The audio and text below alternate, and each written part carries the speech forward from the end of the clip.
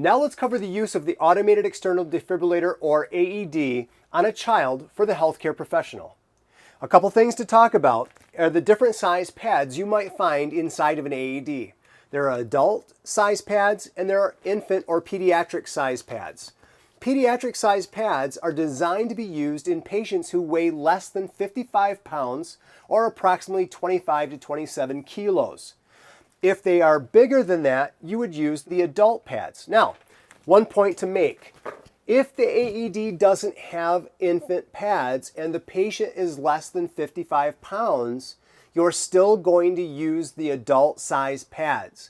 It's better for the outcome of the patient to use the larger pads than it is to not use the AED, simply because we don't have the right size pads for the right size patient. So let's begin with the other skills.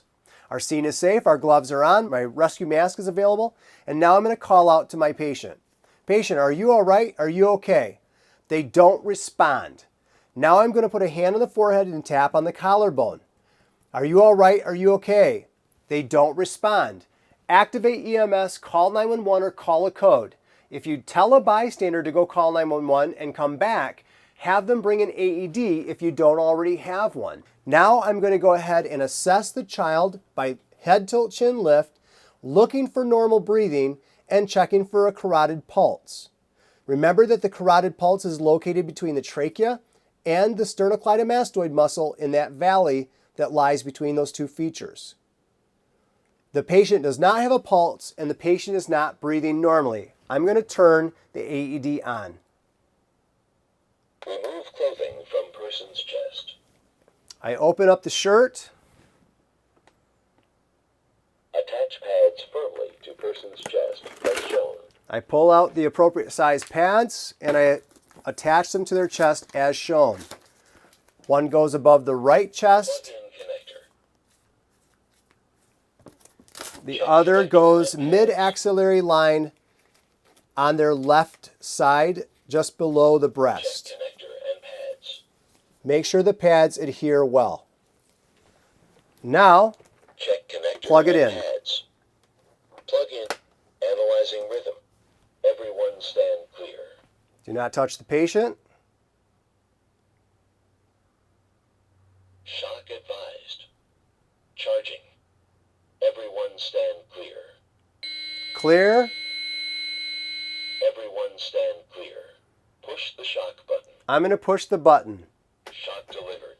Begin 5 cycles of CPR. Now I go into my 30 chest compressions. A third of the depth of the chest at a rate between 100 and 120 compressions per minute. After I do my 30 compressions, 25, 26, 27, 28, 29, 30, I use my mask, head tilt chin lift, and deliver 2 rescue breaths.